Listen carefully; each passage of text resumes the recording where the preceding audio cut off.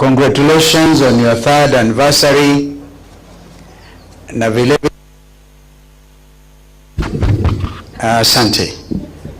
Na vile vile kwa kuzindua makao makuu mapya within the neighborhood. But as I was driving in, I noticed a very big kibao pale near the petrol station. DAP Kenya, kubwa sana. Ungeweka pia ya wiper iko hapo. Yetu tunaanzia karibu hapa. Hata sisi basi tutaenda tuweke hapo. Na wenzetu hawa pia wakija waweke yao pale.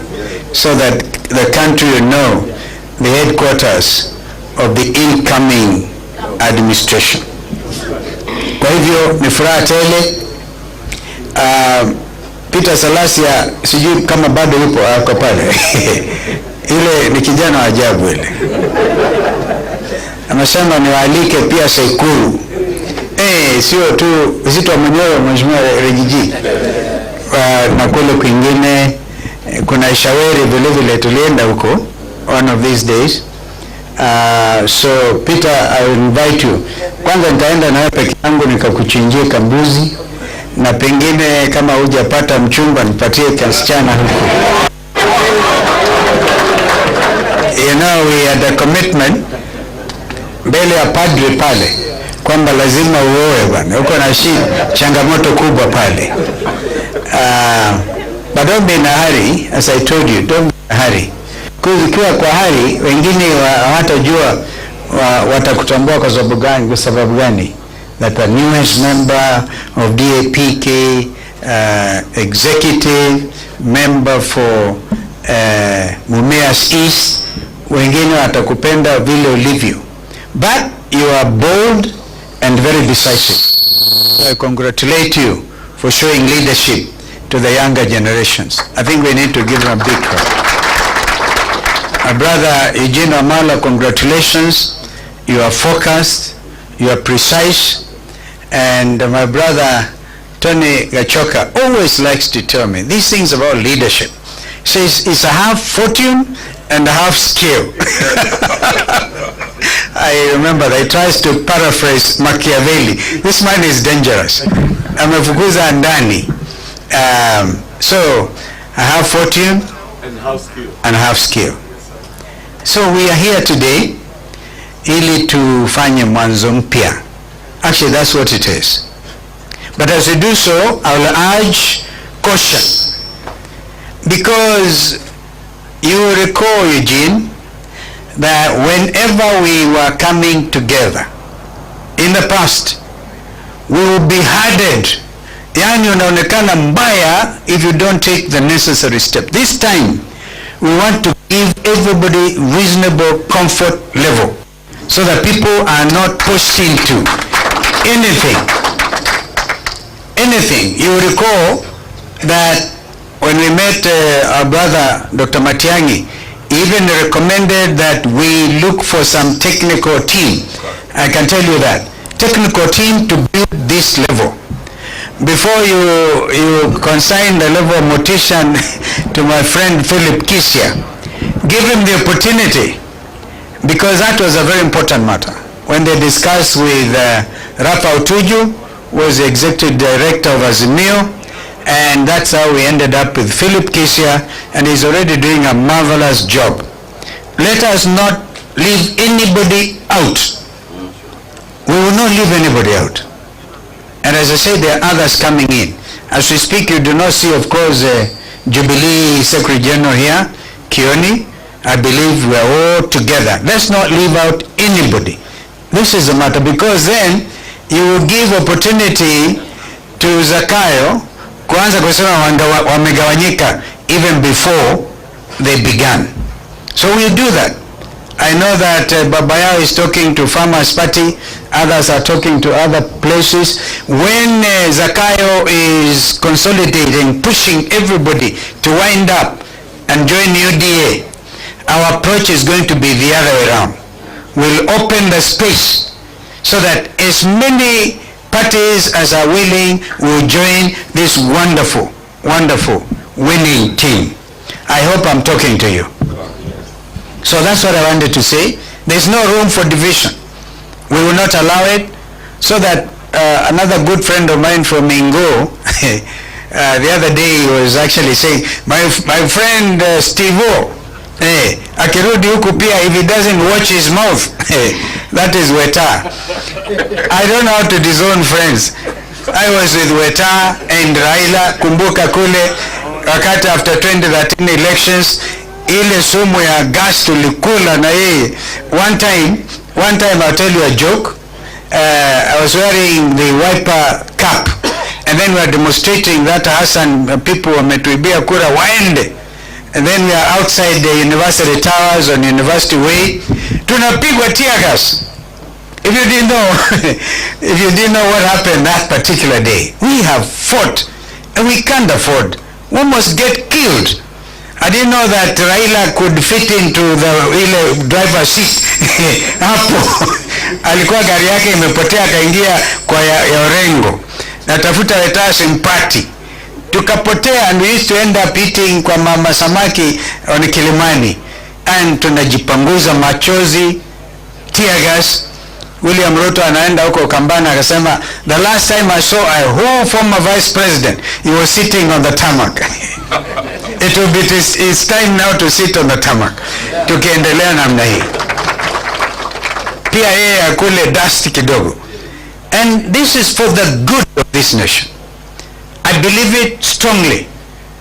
So when I talked of Weta, he talked of this is going to be murky, a divorce. He was describing a divorce between Ford Kenya and ODM, because he had been dispossessed of the position of the deputy minority leader, or the minority leader in the Senate.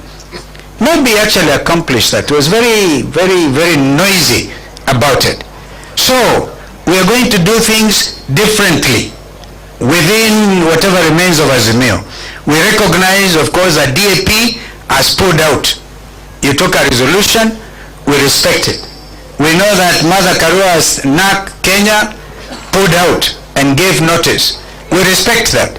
That does not necessarily mean we are not going to get together again. It could be a strategy, because we saw our sister mother and our brother Rigiji up there, a very cold area in the mountain.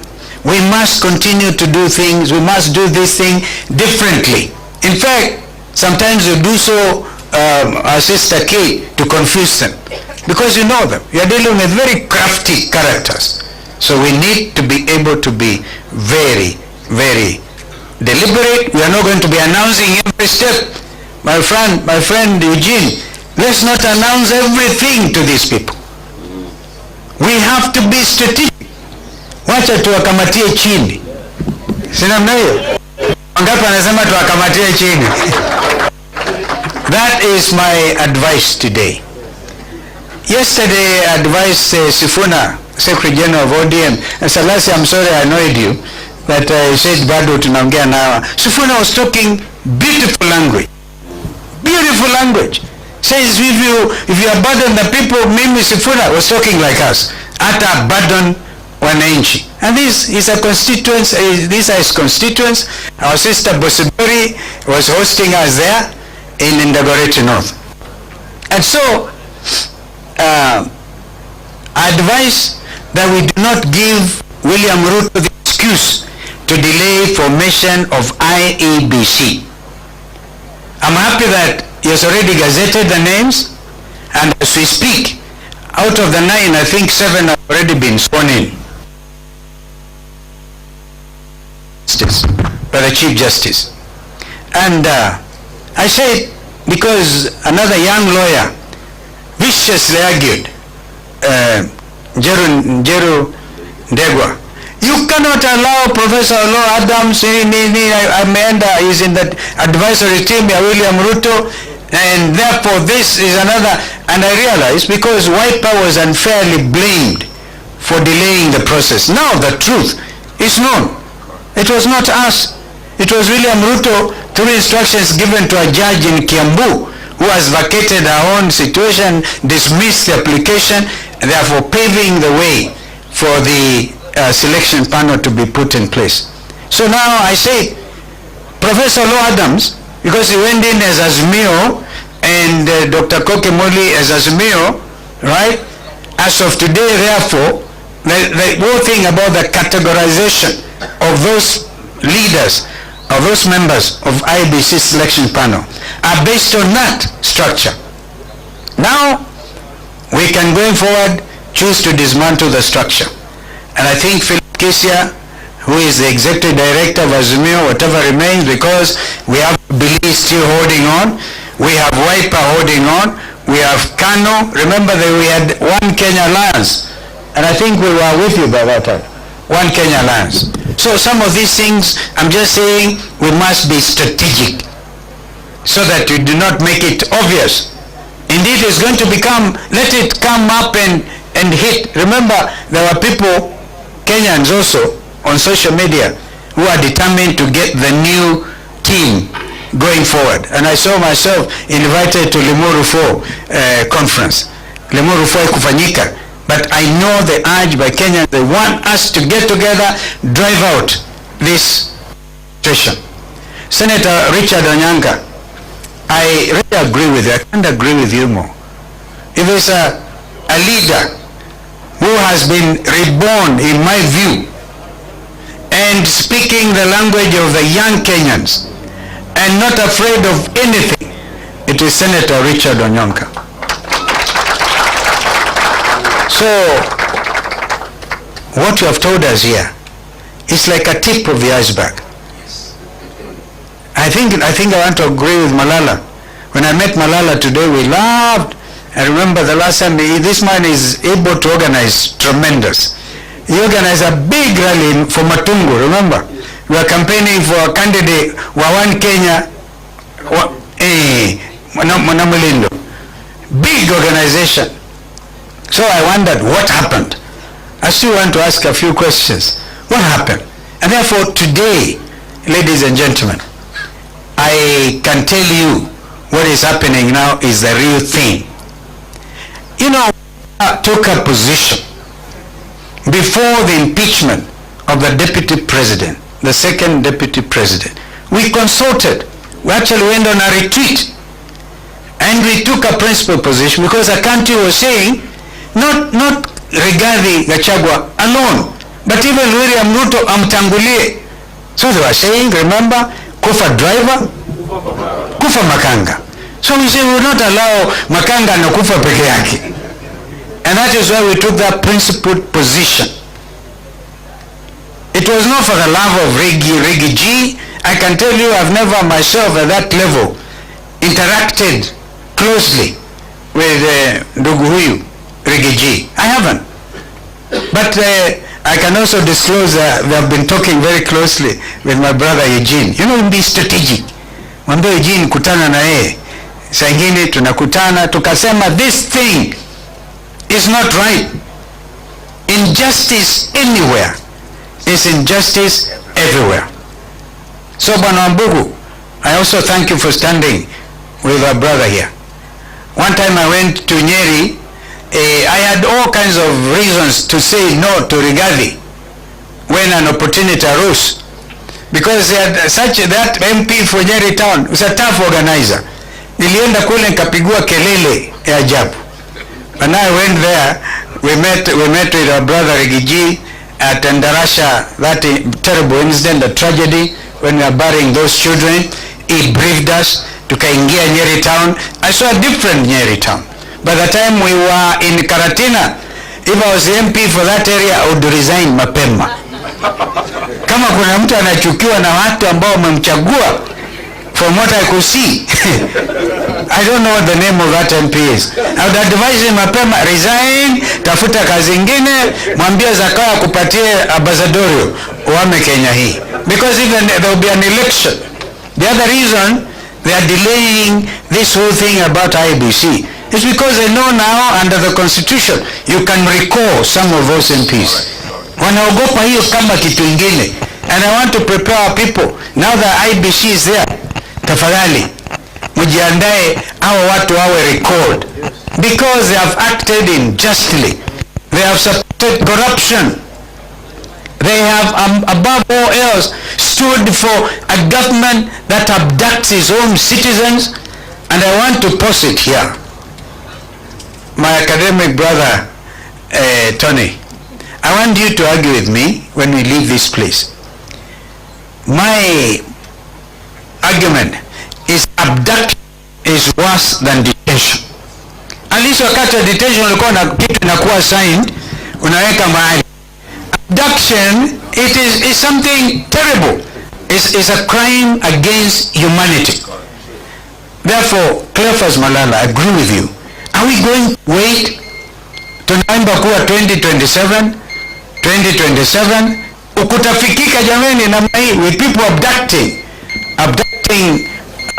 Kenyans? Mama mzee Joki complaining about SHA trying actually to advise them this thing is not working. You send 20 policemen to abduct a Kenyan mother against all known humanitarian and international status relating to the freedom of a person.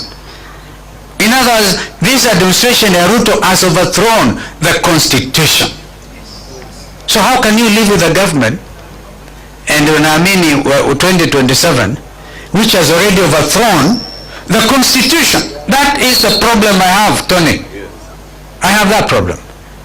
Let me now tell you this. Even as IEBC selection panel wameanza kazi yao, do you know that the secretariat of IEBC, led by somebody, Marjan, I don't know the name, Marjan or somebody, is getting instructions from the former Commissioner Molu, who is Ruto's advisor in State House. Now, let me get that document to yangu. They've already put a tender to procure for the next 3 years without an IEBC commission in place. It's already on their website. Yeah, some of it is closing time at 1 o'clock on the 29th January 2025. They're already in a hurry, and it's like this is a test case. If we don't stop them now, we are telling IEBC Secretariat, you will not move one step. We will come for you if you try to do this. You must wait for a properly constituted IEBC. That is where Azimio lost it, by the way. Remember, they procured a printing farm in Greece. By the time Tena na hao wengine walileta the extra 4, remember the Cherera 4, they were there, hawajui what is happening. Things had already happened. They had procured materials in advance of these people arriving. So this time, we cannot afford, in my view, to allow these people any space to manipulate, to steal, to mess up with 2027. That's why some of them are saying they know how to manufacture presidents in excess of 24 years. And they also know, they even say blindly, boldly, that they will make sure even if wameshindwa, wataibuka hawajashindwa. If we are in this country and we all belong in it, we must really stand very, very strong. Mwisho, you cannot isolate the mountain or any part of the country. It is not possible. We want to tell William Ruto, the mountain is not isolatable. It is not. I repeat, the country is united against one person called William Ruto. That's all. It's completely, and if you look at, in fact, you know, have you asked yourself why you are not seeing opinion polls these days? Have you asked yourself? It is simple. This administration is enjoying the lowest opinion rating since independence. I think they are ranging between 16 and 18%. Hao ndio watashinda kweli? So we want to make it very clear. From now, let us actually have vigilantes. And our young people, have myself announced, June 25th should be marked the date of the new Kenya, when young Kenyans breached parliament. They did an incredible thing. They stood for their future. And it's not that they could not get rice where they are coming from. Waheshimiwa mlikimbia mkawachia bunge wakajienjoy kidogo. If it was not for the tunnel, they would have, and these young men are so decent, they would not have messed you up. But instead, we visited with Eugene and other colleagues. Tukaona vile wamepigwa risasi, sniper from on top of the bunge itself, open the skull of young Kenyans, and you want us to forget, and you want us to tell you the bread-based government is not blood-based? You surely don't believe it is still blood-based? Therefore, the 25th of June will go down in the history of this country as a truly revolution day. And I think we have to accept it, give it to the young people, that they could not have died in vain. Unakumbuka 25th the other day, they could not even be allowed to hold vigil. We stand with them, not because of anything, but because it is the right thing to do. I want to conclude so that I can welcome our brother Rigiji kwa kusema kwamba we must do these things now differently, and we must be very strategic at the risk of repeating myself. And there's no two-way traffic about this matter. From today, the vigilante teams, any careless utterance by Kenya Kwanza administration, kama hii governor of all the people, I could not believe Otuoma could say that. Let Otuoma know I'm coming to Busia. I'm coming to Busia. Oh yes, I will come to Busia. And nothing will happen to me, because he dare not cause violence. If he thinks he is helping William Ruto, that is the day the whole international community will close ranks. I will say, Kenya, you're on your own. Remember, we keep on saying we are against the hate mission. Kama kuna kitu moja inatatiza even election ya Raila for AU, it is this thing about Haiti. And now listen, African heads, how can an African country go and kill blacks in a faraway country? Because you see, Tinga is a candidate of the Kenyan government. The Kenyan, it's a Kenyan, and that's why we agree with Salasia. We will help him, we pray for him to get this thing. But so that I can quickly conclude, we document every careless statement. And Kenyans are wonderful. Forward every careless statement to the ICC. That is the only language William Ruto understands. So if you want to isolate the mountain will report you and all of us for crimes against humanity. We will cite you and we will follow these things to their logical conclusions. Haya ndio matamshi yangu, as I congratulate once again DAP Kenya. Huyu wakati umefika. If there is no alcohol, mimi nitafanya demonstration pale outside because watu wamechoka. And once again, our brother Mheshimiwa Gachagua, stay firm. It is your democratic right to be heard. There are those who have already assumed that is out of any situation because of impeachment. And as a senior counsel, I can tell you what happened on the floor of the Senate on that impeachment. Any magistrate, any judge properly directing his mind will know that was an improper impeachment. And that's why we stood with you. Karibu sana ndugu. Karibu. Thank you.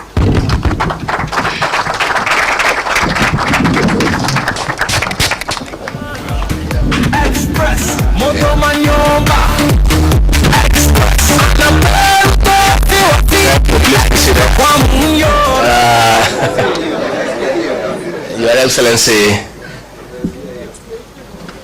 former Vice President, the Honorable Stephen Kalonzo Musyoka, kiongozi wa DAP Kenya, the Honorable Eugene Wamalwa, honorable members, senators, MCAs, and all leaders present.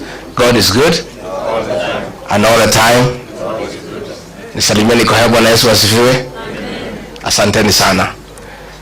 Party leader Eugene Wamalwa, let me also offer my congratulations to you, your NEC, and the party of DAP for the unveiling of your offices here today, and I'm honored to have been invited because it's a great milestone in our democratic process, and as we embark on a journey to liberate this country from bad governance, corruption, and dictatorship.